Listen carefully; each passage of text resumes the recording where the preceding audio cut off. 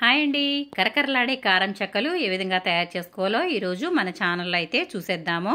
ఇవి చాలా టేస్టీగా ఉంటాయి. మనం ఈ విధంగా చేసుకొని పెట్టుకోవడం వల్ల ఇవి దాదాపు ఒక నెల రోజుల పాటు అనేది నిల్వ ఉంటాయండి. స్కూల్స్ ఓపెన్ అయ్యాయి కదా, పిల్లలు రోజు స్నాక్స్ అడుగుతూ ఉంటారు.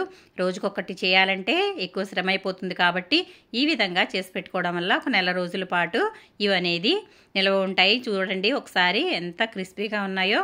మరి ఇవి ఏ విధంగా తయారు చేసుకోవాలో చూసేద్దామా. Welcome back to my channel Suguna వంటిల్లు.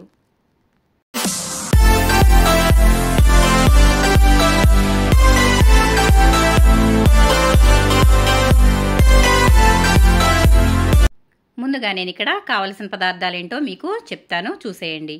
ఇక్కడ నేను బియ్యం పిండి తీసుకుంటున్నానండి. ఈ బియ్యం పిండి నేను మరపట్టించిన పిండి, ఇదైతే ఒక అర కేజీ వరకు ఉంటుంది. అలాగే ఒక 100 గ్రాముల వరకు పచ్చిశనగపప్పుని ఈ విధంగా నేను నానబెట్టి పక్కన పెట్టుకున్నాను. అలాగే అల్లం, పచ్చిమిర్చి, ఇవి 2 అంగుళాల అల్లం తీసుకున్నాను. అలాగే ఒక 6-7 వరకు పచ్చిమిర్చి తీసుకున్నాను. మన కారాన్ని బట్టి వేసుకోవచ్చు. అలాగే 1 స్పూన్ సాల్ట్, అలాగే 1 స్పూన్ కారం, కొంచెం పసుపు తీసుకున్నాను. కరివేపాకండి, ఇది కరివేపాకుని చిన్న చిన్న ముక్కలుగా ఈ విధంగా అయితే కట్ చేసుకున్నాను. అలాగే కొంచెం జీలకర్ర పొడి తీసుకున్నానండి. ఇది వేయించి పొడి చేసుకున్న జీలకర్ర పొడి. అలాగే హాట్ వాటర్, ఇవి వేడి నీళ్ళు. అలాగే ఆయిల్ తీసుకున్నానండి. నేను ఆయిల్ని బాగా కాచి పక్కన పెట్టుకున్నాను. చల్లారనివ్వకూడదు, వేడిగా ఉన్నప్పుడే వేసుకోవాలి.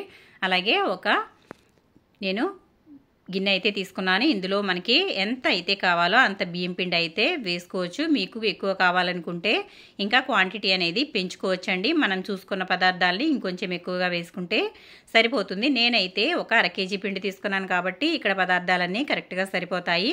అలాగే ఈ విధంగా కాచుకున్న ఆయిల్ అయితే వేస్తున్నాను. ఈ విధంగా కాచిన ఆయిల్ వేయడం వల్ల క్రిస్పీగా వస్తాయండి చెక్కలు. అలాగే మీకు ఇష్టమైతే వెన్న కూడా వేసుకోవచ్చండి. వెన్న అయితే నాకు అవైలబుల్గా లేదు కాబట్టి నేనైతే ఆయిల్ వేసుకోవడం జరిగింది. ఆయిల్ వేడిగా ఉంది కాబట్టి ఈ విధంగా ఒకసారి గరిటెతో కలుపుతున్నాను. మనం ముందు కలిపేటప్పుడు ఒక గరిటె తీసుకోవాలండి, ఎందుకంటే వేడి నీళ్ళు వేస్తాం కాబట్టి చేయి కాలుతుంది కాబట్టి ఈ విధంగా గరిటెతో ముందు కలుపుకోవాలి. అలాగే నానబెట్టుకున్న పచ్చిశనగపప్పు వేస్తున్నాను. అలాగే ఉప్పు, కారం, పసుపు కూడా ఇందులో వేసేసుకుంటున్నానండి. మనకి ఇవి ఏదైనా తక్కువ అయితే అడ్జస్ట్ చేసుకోవచ్చు. అలాగే కట్ చేసుకున్న కరివేపాకు కూడా ఇందులో వేస్తున్నాను. అలాగే అల్లం, పచ్చిమిర్చి పేస్ట్ కూడా ఇందులో వేస్తున్నాను. మనకి కారం అయితే కరెక్ట్గా సరిపోతుందండి. ఆ విధంగా నేనైతే ఇందులో వేసుకుంటున్నాను. అలాగే కొంచెం జీలకర్ర పొడి వేస్తున్నాను. జీలకర్ర పొడి వేయడం వల్ల చాలా టేస్టీగా ఉంటాయి. మీకు ఇష్టమైతే ధనియాల పొడి కూడా వేసుకోవచ్చు. ఇంకా ఇందులో ఇవన్నీ వేసాం కదా, ఇప్పుడైతే మనం వీటిని ఒకసారి బాగా కలుపుకుందామండి. ముందుగా మనం చేతితో కలిపేసుకోవచ్చు, ఎందుకంటే ఆయిల్ అయితే కొంచెం చల్లారిపోయి ఉంటుంది కాబట్టి. ఇప్పుడు మనం ఈ ఉప్పు కారాలన్నీ బాగా కలిసేలాగా ఒకసారి ఈ విధంగా చేతితో అయితే కలుపుకోవాలి. మనకిష్టమైతే ఇందులో పల్లీలు వేసుకోవచ్చు. అలాగే పెసరపప్పు కూడా నానబెట్టి వేసుకోవచ్చు, నువ్వులు వేసుకోవచ్చు. నేనైతే అవేమీ వేయడం లేదు. ఇప్పుడు చూసారు కదా, ఇవంతా కూడా చక్కగా కలిసేలాగా కలిపేసుకున్నాను. ఇప్పుడు మనమైతే వేడి నీరు పోసుకుందాము. ఈ నీళ్లు బాగా వేడిగా ఉండాలండి, అప్పుడే మనకి చెక్కలు అనేవి క్రిస్పీగా ఉంటాయి, గట్టిగా రాకుండా గుల్లగా వస్తాయి. ఎందుకంటే బియ్యం పిండి వేగడానికి చాలా టైం పడుతుందండి. కలర్ మాడిపోయినా కూడా కొన్నిసార్లు పచ్చిగానే ఉంటాయి కాబట్టి ఈ విధంగా వేడి నీటితో కలుపుకోవడం వల్ల మనకి త్వరగా వేగి టేస్టీగా ఉంటాయి, అలాగే కరకరలాడుతూ వస్తాయి. కాబట్టి నేను ఇక్కడ మసిలే నీళ్ళైతే వేసి ఈ విధంగా గరిటెతో కలుపుతున్నానండి. మనకి ఒక అంచనా వస్తుంది కదా, మనకి వాటర్ ఎంతైతే సరిపోతాయో అంతవరకు వేసుకుని ఒకసారి ఈ విధంగా గరిటెతో అయితే బాగా కలుపుకోవడం వల్ల పిండి అనేది చక్కగా ఉడుకుతుందండి. ఈ వేడి నీళ్ళ వల్ల చక్కగా ఉడికిపోయి పిండి అయితే ఎక్కువగా ఒదిగిస్తుంది. ఈ విధంగా ఒకసారి అంతా బాగా కలుపుకోవాలి. చెక్కల్లో చాలా వెరైటీస్ చేస్తారండి. ఆయిల్ బదులు మనం వెన్న కూడా వేసుకోవచ్చు. వెన్న వేసుకుంటే ఇంకా బాగుంటాయండి. ఇప్పుడు నేను ఒకసారి అయితే చేయి పెట్టి చూస్తున్నాను. చాలా వేడిగా ఉంది కాబట్టి నేనైతే ఈ విధంగా గరిటెతో ఇంకొంచెం వాటర్ వేసుకుంటూ కలుపుతున్నాను. ఒకేసారి మనం వాటర్ అనేవి వేసేసుకోకూడదు, ఎందుకంటే జోరు అయిపోతే మనం ఏం చేయలేం కాబట్టి ఈ విధంగా కొంచెం కొంచెంగా వాటర్ వేసుకుంటూ చూసుకుంటూ కలుపుకోవాలండి. ఇది గట్టి ముద్దలాగా రావాలి. చూసారు కదా, నేనైతే కొంచెం చల్లారిన తర్వాత చేత్తో ఇదంతా కూడా చక్కగా ముద్ద మాదిరిగా కలిపేశాను. పిండి అయితే మనకి ఈ విధంగా ఉండాలండి. వేలు పెట్టి నొక్కినప్పుడు వేలు అయితే లోపలికి దిగితే మనకి పిండి అనేది పర్ఫెక్ట్గా వచ్చినట్టు. ఈ విధంగా చేసిన తర్వాత కొంచెం సేపు పక్కన ఉంచుదాము. దీని మీద ఒక క్లాత్ కానీ లేదా మూత కానీ వేసి పక్కన పెట్టేసుకోవాలి. ఒక అరగంట తర్వాత లేదా 20 నిమిషాల తర్వాత ఇప్పుడు మనం చెక్కలు అనేవి ప్రిపేర్ చేసుకుందాము. కొంచెం చేతికి నెయ్యి అయితే అప్లై చేసుకుంటున్నాను. ఈ విధంగా అప్లై చేసుకున్న తర్వాత కొంచెం కొంచెంగా పిండి ముద్దలు తీసుకోవాలి. మనకి ఏ సైజు కావాలంటే ఆ సైజుకి మనం ఉండలు అనేవి తీసుకోవాలి. నాకైతే ఇంత తీసుకుంటున్నానండి. కొంచెం పెద్దగా లేదా చిన్నగా ఎలా అయినా సరే చెక్కలు అనేవి ప్రిపేర్ చేసుకోవచ్చు కాబట్టి నేనైతే పెద్ద నిమ్మకాయ సైజ్ అంతా ముద్దలు అయితే ఈ విధంగా చేస్తున్నాను.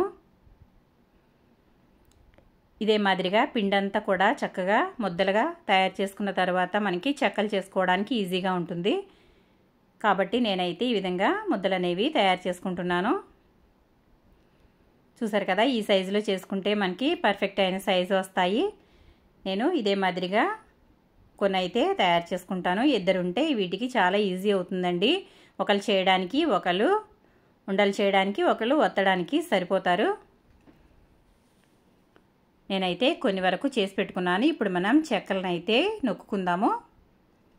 నేను ఇక్కడ ఒక డిమార్ట్ కవర్ అయితే తీసుకున్నాను. లేదా మీ దగ్గర పూరి ప్రెజర్ ఉంటే దాంట్లో కూడా చేసుకోవచ్చు. చాలా ఈజీగా వచ్చేస్తాయి. నా దగ్గర అది లేదు కాబట్టి నేనైతే ఈ విధంగా ఒక కవర్ అయితే తీసుకున్నాను. కవర్కి ఆయిల్ అయితే అప్లై చేస్తున్నాను. మనకి ఈ విధంగా ఆయిల్తో కవర్ మీద కూడా చాలా బాగా వస్తాయండి. నేనైతే ఇక్కడ పెద్ద కవర్ తీసుకున్నాను కాబట్టి 2 పెడుతున్నాను. ఈ విధంగా పైన ఇంకొక కవర్ అయితే వేసిన తర్వాత ఈ విధంగా సాసర్తో నొక్కినట్లయితే మనకి పర్ఫెక్ట్గా వస్తాయండి. ఎక్కడ కూడా ఎక్కువ తక్కువ లేకుండా సమానంగా అయితే చెక్కలు అనేవి వస్తాయి. ఈ విధంగా ప్రెస్ చేసుకోవాలి. లేదా మీ దగ్గర ఇలా ప్లేట్ కాకపోయినా ఒక డబ్బా ఏదైనా ఉన్నా కూడా దాంతో నొక్కుకోవచ్చు. చూసారు కదా, నేనైతే ఈ విధంగా చేశాను. ఎంత పర్ఫెక్ట్గా వచ్చిందో చూసారు కదా. చూడండి, మరీ ఎక్కువ మందం లేదు, అలాగని పలుచగా కూడా లేదు. ఈ విధంగా ఉంటే సరిపోతుంది. ఎంత పర్ఫెక్ట్గా వచ్చిందో ఇదే మాదిరిగా అన్ని చెక్కలు అనేవి ప్రిపేర్ చేసుకోవాలి. ఈ విధంగా చేసుకోవడం వల్ల చాలా ఈజీగా అయిపోతుందండి. ఒక్కలున్నా కూడా ఎన్నైనా సరే చేసేసుకోవచ్చు. నేనైతే ఇదే మాదిరిగా కొన్ని వరకు అయితే చేసుకున్నాను. ఇప్పుడు వీటిని ఒకసారి మీకు తీసి చూపిస్తాను చూడండి. ఇదిగోండి, ఈ విధంగా పేపర్ మీద కానీ లేదా ఏదైనా క్లాత్ మీద కూడా వేసుకోవచ్చు. ఎక్కువసేపు అతుక్కొనివ్వకూడదండి. అతుక్కుంటే ఊడిపోతాయి కాబట్టి ఈ విధంగా మనం పేపర్ మీద వేసుకుని స్పీడ్గా కాల్చుకోవడం అయితే చేయాలి. ఇప్పుడు స్టవ్ వెలిగించుకుని బాండి పెట్టుకుంటున్నాను. ఇది కొంచెం వేడైన తర్వాత ఇందులో ఆయిల్ వేసుకోవాలి. చెక్కలు చేసుకునేటప్పుడు ఈ విధంగా వెడల్పాటి గిన్నె పెట్టుకోవడం వల్ల మనకి చెక్కలు అనేవి పర్ఫెక్ట్గా వస్తాయి, ఎక్కువ కూడా పడతాయి. ఇప్పుడు ఆయిల్ అయితే చక్కగా కాగింది కదా. మనం ఆయిల్ని మరీ ఎక్కువగా కాగనివ్వకూడదండి. ఎందుకంటే ఎక్కువగా కాగినట్లయితే మనం చెక్కలు వేయగానే ముందు కలర్ వచ్చేస్తాయి కానీ లోపల వేగవు. కాబట్టి ఎప్పుడైనా సరే మనం డీప్ ఫ్రై చేసుకునేటప్పుడు కొంచెం ఆయిల్ తక్కువగా కాగిన తర్వాత మాత్రమే వేసుకోవాలి. చూసారు కదా, నేనైతే ఇలా వేస్తున్నాను. మనకి పర్ఫెక్ట్ అయిన సైజు కూడా వచ్చాయండి. చక్కగా ఈ మాదిరిగా చేసుకోవడం వల్ల చాలా బాగుంటాయి, అలాగే ఈజీగా కూడా అయిపోతాయి. పిల్లలు స్కూల్ నుంచి రాగానే స్నాక్స్ అడుగుతారు కదా, అటువంటి సమయంలో మీరు ఇవి పెట్టినట్లయితే మనకి ఎక్కువగా హాట్ కాబట్టి ఇది ఇబ్బంది అనేది ఉండదండి. బియ్యం పిండే కాబట్టి ఈ మాదిరిగా చేసి పెట్టండి, పిల్లలు ఇష్టంగా తినేస్తారు. కారం ఇష్టపడే వాళ్ళకి ఈ చెక్కలు చాలా బాగుంటాయి.